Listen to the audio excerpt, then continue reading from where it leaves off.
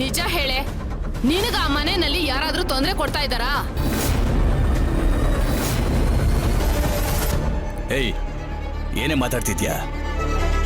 ತಲೆಯಲ್ಲಿ ಏನಾದ್ರೂ ಬುದ್ಧಿ ಇದೆಯಾ ಇಲ್ಲ ಲದ್ದಿ ಇದೆಯಾ ನಿನಗೆ? ಬಾಯಿಗೆ ಬಂದಾಗ ಮಾತಾಡ್ತಿದ್ದಾಳೆ.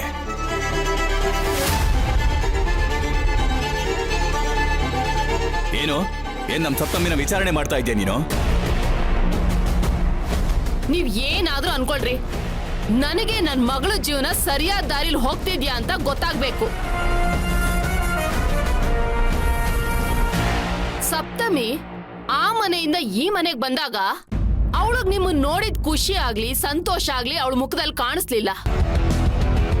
ಬದ್ಲಾಗಿ ಅಪ್ಪನ್ ನೋಡ್ದಾಗ ದುಃಖ ಹೆಚ್ಚಾಗಿ ಕಣ್ಣೀರ್ ಬರ್ತಿತ್ತು. ನೋವನ್ನೆಲ್ಲ ಹೇಳ್ಕೋಬೇಕು ಅಂತ ಸಂಕಟ ಆಗ್ತಿತ್ತು. ಅಲ್ಲ, ಈ ತರ ಎಲ್ಲ ಯಾವಾಗುತ್ತೆ ಹೇಳಿ ನೋಡೋಣ? ಆ ಮನೆಯಲ್ಲಿ ಏನಾದ್ರೂ ಹಿಂಸೆ ಆದಾಗ, ತೊಂದರೆ ಆದಾಗ ಈ ತರ ಎಲ್ಲ ಆಗುತ್ತೆ. ನೋಡ್ರಿ, ನಾನು ದೇವ್ರ ಮೇಲೆ ಆಣೆ ಮಾಡಿ ಹೇಳ್ತೀನಿ, ಇವರಿಬ್ರ ಮಧ್ಯೆ ಏನೋ ಜಗಳ ನಡೆದಿದೆ.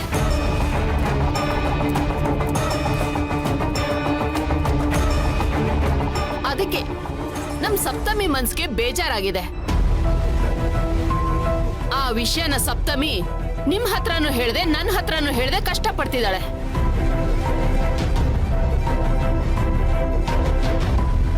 ಅವಳಿಗೆ ನಾವು ಸಪೋರ್ಟ್ ಆಗಿ ನಿಂತ್ಕೊಳ್ದೆ ಇದ್ರೆ ಅವಳು ಒಂಟಿ ಆಗ್ತಾಳೆ ರೀ. ನಾವೀಗ ಸಪ್ತಮಿ ಕಷ್ಟ ಏನು ಅಂತ ತಿಳ್ಕೋಬೇಕು, ಅದಕ್ಕೆ ಏನ್ ಪರಿಹಾರ ಅಂತ ಕಂಡು ಹಿಡಿ. ನೀವು ಮಾತಾಡ್ರಿ, ಮಾತಾಡದೆ ಹೋದ್ರೆ ಅವಳು ಒಂಟಿಯಾಗಿ ಹೋಗ್ತಾಳೆ. ಮಾತಾಡ್ರಿ. ಮುಚ್ಚೆ ಬಾಯಿ.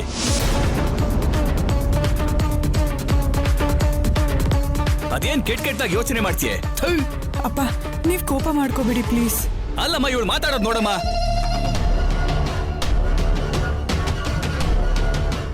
ಎಷ್ಟು ಹೇಳಿದ್ರು ಕುತಂತ್ರದ ಬುದ್ಧಿ ಬಿಡೋದೇ ಇಲ್ಲ. ರಾಕ್ಷಸಿ ನಮ್ಮ ಮನೇನ ಹಾಳು ಮಾಡ್ಬೇಕು ಅಂತ ಟೊಂಕ ಕಟ್ ನಿಂತಿದ್ದಾಳೆ ಇವಳು. ಅಪ್ಪ, ಸಮಾಧಾನ ಮಾಡ್ಕೊಳ್ಳಿ. ಅಮ್ಮ, ನೀವ್ ಅನ್ಕೊಳ್ಳೋ ತರ ನಮ್ಮ ಮಧ್ಯೆ ಯಾವ ತರನೂ ಜಗಳ ಆಗಿಲ್ಲ.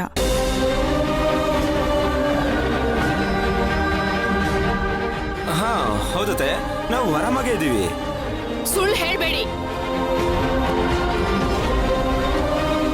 ಇಲ್ಲ ಅಮ್ಮ, ನೀವಿಬ್ರು ಸುಳ್ಳು ಹೇಳ್ತಾ ಇದ್ದೀರಾ ಅಂತ ನನ್ಗೆ ಈಸಿಯಾಗಿ ಗೊತ್ತಾಗ್ತಿದೆ.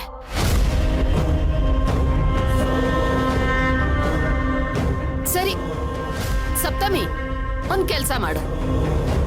ನಿಮ್ಮಿಬ್ರು ಮಧ್ಯೆ ಜಗಳ ನಡೆದಿಲ್ಲ ಅಂತ ಗೌರಿ ಅಕ್ಕನ ಮೇಲೆ ಪ್ರಮಾಣ